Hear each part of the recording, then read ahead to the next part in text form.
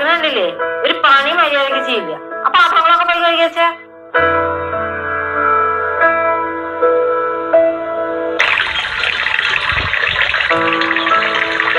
ഒരുത്തെ കെട്ടിയും കൊണ്ട് വന്നിറക്കാവേ ഒരു കാര്യമില്ല.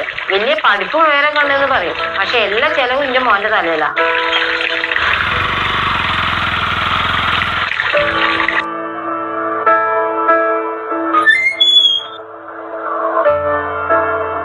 കുടിക്കാൻ എന്തെങ്കിലും എടുക്കട്ടെ?